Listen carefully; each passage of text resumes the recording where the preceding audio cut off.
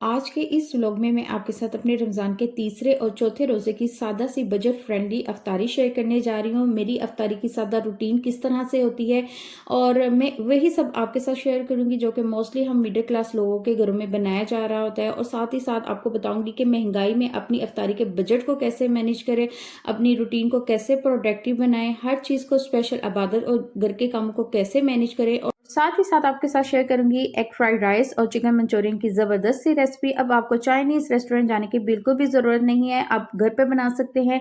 So video को and तक देखिएगा, स्किप मत कीजिएगा। अस्सलाम वालेकुम माय यूट्यूब फैमिली, कैसे हैं आप सब? आई होप कि मेरे प्यारे प्यारे बहन भाई अपने घरों में खुशबाश होंगे, खैरियत से होंगे। आप लोगों की दुआ से मैं भी बिल्कुल ठीक ठाक हूँ, खैरियत से हूँ। और आप लोग बताएं कि आपका रमज़ान कैसा गुजर रहा है। अल्हम्दुलिल्लाह से हमारे रोज़े बहुत अच्छे गुजर रहे हैं। मैं भी रोज़े रख रही हूँ, मेरे बच्चे भी रोज़े रख रहे हैं। अल्हम्दुलिल्लाह से सारी फैमिली ही रोजे रख रही है। अल्लाह मियाँ सब की इबादत को रोज़ों को कबूल मंजूर फरमाए, आमीन। ज़ोहर की नमाज का टाइम है और बच्चे भी नमाज अदा कर रहे हैं। अपने साथ साथ अपने बच्चों की रूटीन को भी प्रोडक्टिव बनाएं, उन्हें भी नमाज कुरान पाक का आदी और पाबंद बनाएं। ये बेहतरीन महीना है अपने बच्चों को इस तरफ लाने का। और इन्हें तकीद करें कि स्कूल के कामों के साथ साथ ना मोस्टली बच्चे होते हैं कि भाई स्कूल का काम कर रहे हैं, पढ़ रहे हैं, भाई टाइम नहीं है। तो आपने थोड़ा सा टाइम इन्हें कहना है कि निकाल के कुरान पाक की तिलावत करें, सारी नमाजें पढ़ें, तो अल्हम्दुलिल्लाह से वो भी नमाज का आदी और पाबंद बन जाएंगे। यहाँ पर मेरे कपड़े जो थे वो वॉश होके आए थे और ये अबाया भी वॉश होके आया था, तो मैंने कहा इसको हैंग कर लूँ और भी इसको प्रेस करूंगी। जब लाहौर से वापस आए तो नेक्स्ट डे ही रमज़ान स्टार्ट था, कुछ तबीयत ठीक नहीं थी तो इसलिए थोड़ा सा ये लेट हो गया काम। और अच्छा, लाहौर में गई थी फैमिली गाला इवेंट 2026 में, मेरी सिस्टर की सोसाइटी में ये इवेंट ऑर्गेनाइज हुआ था और इतना अच्छा ये रहा था। जो मेरी बहनें अपने हुनर को प्रमोट करना चाहती हैं, उन्हें समझ में नहीं आता कि वो कैसे करें, तो वो मेरे चैनल पर जाएं, मेरी इस वीडियो को ज़रूर वॉच करें। मेंटली और फिजिकली तफरीह के साथ साथ आपको अपने हुनर को प्रमोट करने का मौका भी मिलेगा। और यकीन जाने, मैं वहाँ गई तो मैं बहुत टेंशन में थी, तो मुझे थोड़ी सी ना मेरी टेंशन भी रिलीज़ हुई और मुझे अपने हुनर को प्रमोट करने का मौका भी मिला और बहुत अच्छा लगा। फैमिली गाला इवेंट था तो सब फैमिलीज़ वहाँ बहुत अच्छी थी, बहुत अच्छा वहाँ का इन्वायरमेंट था, तो यकीन जाने मुझे तो बहुत मज़ा आया। और यहाँ पर अभी बच्चों के कुछ कपड़े थे, वो भी मैं साथ साथ इसको तय करके इनके कबर्ड में ऑर्गेनाइज करूँगी। आजकल मौसम चेंज हो गया हुआ ना, तो बच्चों के कपड़े भी समझ में नहीं आते हो कि उनको मोटे पहनाए कि कौन से पहनाए, क्योंकि बच्चों को भी गर्मी लग रही होती है तो वो अब ज़्यादा मोटे कपड़े नहीं पहनते। ये मैंने ना मंडी से टमाटर मंगवाए थे और ये 100 रुपीज़ के ना 2 kg आ गए थे। थोड़े से ख़राब थे तो मैंने कहा चलें कोई नहीं, मैं इसको वॉश करके ना तो जो ख़राब है ना वो निकाल दूंगी और साफ इसको ना कट करके रख लूंगी। और यहाँ पर हो रही है अफ्तारी की तैयारी और आज बन रहा है अफ्तारी में टैंग, रूह अफ़ज़ा नहीं बन रहा, तो आज बच्चे कह रहे थे कि हम मैंगो टैंग पियेंगे, तो यहाँ बेटी जो है वो मैंगो टैंग बना रही है। और फ्रूट्स इतने महंगे दामों बिक रहे हैं कि हम जैसे लोगों के लिए अफोर्ड करना तो बहुत मुश्किल हुआ है। बस अल्लाह ने जो हमारे नसीब में जो दाना पानी लिखा होता है ना, उसी से ही रोज़ा अफ्तार कर लेते हैं और अल्लाह का शुक्र अदा कर लेते हैं। वैसे भी अफ्तारी को जितना सादा बनाया जाए उतना ही हेल्थ के लिए भी अच्छा है। समोसे पकौड़े ये तो आपकी हेल्थ के लिए अच्छे भी नहीं रहते। और यहाँ पे ये हस्बैंड एप्पल लेके तो आए थे, लेकिन ये सिर्फ चाट में डालने वाले थे। वैसे अगर आप कहें ना खाने के लिहाज से बेहतरीन नहीं थे, क्योंकि चाट में तो इस तरह का एप्पल चल जाता है और भी फ्रूट्स होते हैं और साथ में चाट मसाला और चटनियाँ वगैरह डलती हैं तो वो तो चल जाता है, लेकिन ऐसे खाने के लिहाज से ना इसका कोई टेस्ट नहीं था। और जो अच्छे वाले सेब हैं वो 500 kg के हिसाब से मिल रहे हैं। अगर इंसान में इतनी पहुँच ना हो तो वो क्या करे। साथ में मैंने सैलेड कट कर लिया था। तो ये थी हमारी सिंपल सी अफ्तारी।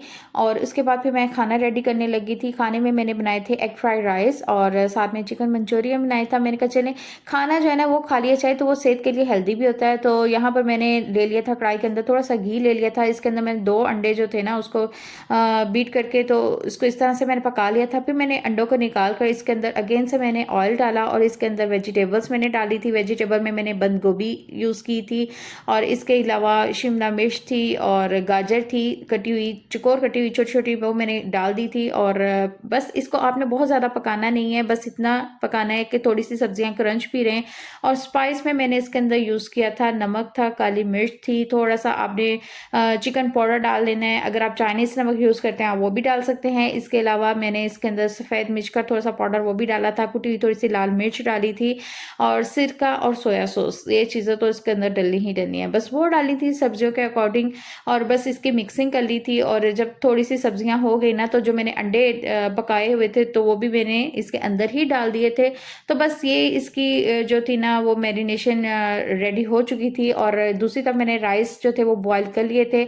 आपने राइस को बहुत ज़्यादा गलाना नहीं है और बहुत ज़्यादा इसको खड़ा-खड़ा राइस भी नहीं रखना, बस इतना रखना है कि उसके अंदर ये सब्जियाँ जाएँ और दम थोड़ा-सा हल्का-सा लगा दें, तो आपके राइस जो है ना वो बेहतरीन से रेडी हो जाएँ। तो बस यहाँ पर राइस जो थे हमारे बिल्कुल रेडी हो चुके थे, तो राइस थोड़े से ज़्यादा थे, तो मैंने ना इसको इस तरह से इसकी लेयर्स लगा दी थी। नीचे मैंने राइस डाल दिए थे और सब्जियाँ इस तरह डाल के ना पहले मैंने इसकी मिक्सिंग कर दी थी, फिर अगेन से राइस और वेजिटेबल डाल के तो मिक्सिंग कर ली थी। इस तरह ना राइस अगर थोड़े से ज़्यादा हो ना तो मिक्सिंग अच्छी हो जाती है, क्योंकि अफ्तारी बहुत सिंपल सी लाइट की हुई थी, तो सबको भूख भी अब बहुत ज़्यादा लग रही थी। और राइस मैं इसलिए भी ज़्यादा बना देती हूँ कि नेक्स्ट डे भी चल जाते हैं।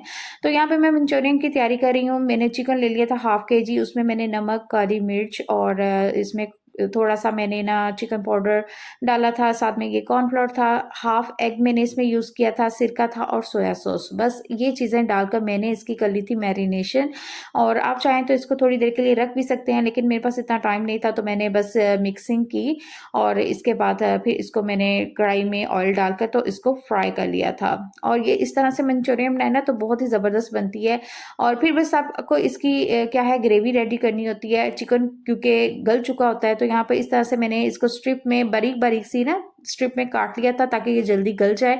तो बस चिकन यहाँ पे हो रहा है फ्राई। इस तरह का खाना अगर हम चाइनीज़ रेस्टोरेंट में जाकर खाएँ तो वो हम अफ़ोर्ड ही नहीं कर सकते, हमारी पहुँच में नहीं आ सकता। तो अगर इस तरह घर में बनाएँ तो इतना बजट फ्रेंडली बनता है और सारे खुश होकर भी खा लेते हैं। और एक जो होता है ना रेस्टोरेंट जाने का, तो वो भी अब कोई नहीं कहेगा कि भई हम रेस्टोरेंट जाएँ। तो यहाँ पर जी हो गया था चिकन फ्राई और मैंने उसी कढ़ाई में थोड़ा-सा ऑयल डालकर बिल्कुल थोड़ा-सा यानी कि आपने 1 टेबल स्पून जो ऑयल लेना है और उसमें मैंने डाल दिया था थोड़ा-सा गार्लिक चॉप किया हुआ। उसके बाद मैंने थोड़ी-सी केचअप डाली थी और चिकन जो मैंने फ्राई किया हुआ था वो डाला था। अगेन से मैं इसके अंदर केचअप थोड़ी-सी डाल रही हूँ, साथ में चिली गार्लिक सॉस मैंने डाली थी, सिरका डाला था, सोया सॉस था, नमक था, काली मिर्चें थी और इसके अलावा इसके अंदर आप थोड़ी-सी कुटी लाल मिर्च तो मैंने इसलिए नहीं डाली क्योंकि चिली सॉस मैंने इसके अंदर डाल दी थी। अगर आप केचअप डाल रहे हैं, चिली सॉस नहीं डाल रहे, तो आपने थोड़ी-सी कुटी लाल मिर्च वो डाल लेनी है।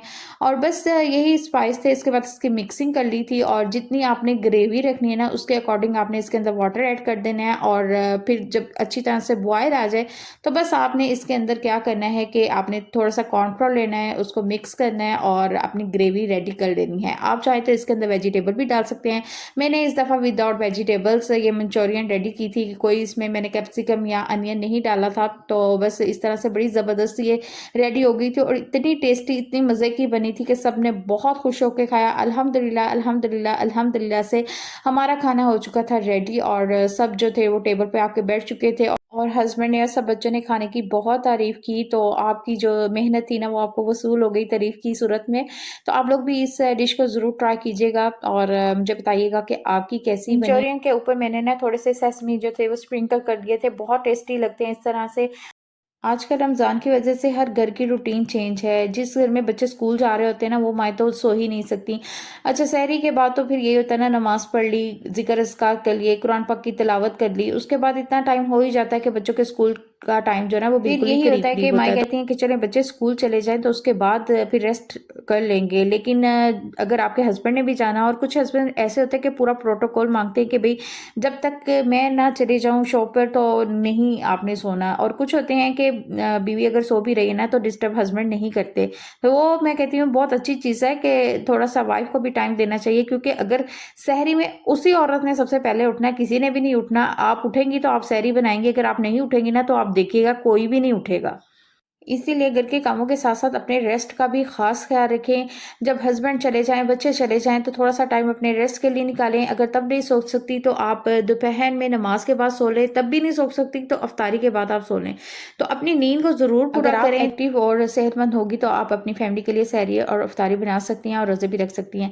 अच्छा ये थी नेक्स्ट डे की इफ्तारी यानी कि 4th रमज़ान की इफ्तारी थी। तो यहाँ पर मेरे हस्बैंड ले आए थे बच्चों के लिए कलरफुल सी स्लंटी ले आए थे और साथ ही साथ मैंने चाट मसाला था वो मंगवाया नहीं था, मुझे याद ही नहीं रहा चाट मसाला मंगवाने का, तो वो मैंने मंगवाया था। और क्योंकि मैं बना ली थी दही भल्ले और साथ ही साथ ना मैंने गरम मसाला पाउडर मंगवाया था। और आज बच्चे कह रहे थे कि हमने ना टैंग पीना है ना रूह अफ़ज़ा पीना है, आज हम पियेंगे दूध सोडा पियेंगे। तो उसके लिए मैंने सैमना मंगवा ली थी यहाँ बच्चों के लिए। और ये स्लंटी फ्राई क्योंकि बच्चे जो थे छोटे बच्चे ज़ाहिर सी बात है उनको तो कोई रोज़े का कोई पता ही नहीं होता कि रोज़ा, वो तो बस उनकी खाने पीने की टाइमिंग जो है ना वो अलग ही होती है। यहाँ पे मैं बना रही थी दही फुल्कियाँ। फुल्कियाँ मैंने बॉयल कर ली थी, उसके साथ साथ आलू भी मैंने उसी के अंदर ही बॉयल कर लिया था। और ये मैंने ग्रीन चटनी रेडी की थी, धनिया, पुदीना और साथ में सब्ज़ मिर्च थी। और जब ये मैंने इसको अच्छी तरह से पीस लिया ना, तो इसके अंदर मैं थोड़ी सी रेड चिली पाउडर वो यूज़ कर लिया था। सैलड में मैं यूज़ कर रही हूँ प्याज है, कुकम्बर है और टमाटर है। प्याज को आपने अच्छी तरह से वॉश करके इसकी करवाहट को निकाल लेना है, वरना बहुत इसका करवाहटपन आएगा दही फुल्कियों के अंदर। और ये फुल्कियाँ थी और साथ में बॉयल किए आलू थे, इसको मैंने थोड़ा सा ठंडा कर लिया था और बस इन चीज़ों की मिक्सिंग कर ली थी। इसके बाद फिर मैंने ना पापड़ी जो होती ना, उसको भी फ्राई कर लिया था, जो समोसा पट्टी होती है उसी को फ्राई करके इसके ऊपर मैंने थोड़ा सा क्रश करके डाल दिया था, साथ में ऊपर से चाट मसाला डाल दिया था। तो बस ये हमारी मज़ेदार सी दही फुल्कियाँ जो थी वो रेडी हो चुकी थी अफ्तारी के लिए। और साथ साथ हमने दूध सोडा बनाया था अपने लिए। एक एक समोसे और साथ में थोड़ी सी सरंटी जो थी वो फ्राई कर ली थी, वो जस्ट बच्चों ने ही खाई और मैंने और मेरे हस्बैंड ने बस थोड़ी सी दही फुल्की खाई और दूध सोडा पिया। और ये थी हमारी आज की यानी कि 4th रमज़ान की अफ्तारी। तो ये भी यानी कि सिंपल थी, बहुत ज़्यादा हमने इसमें चीज़ें नहीं बनाई थी, बस अल्लाह का शुक्र अदा किया जो भी उसने हमारे नसीब में किया।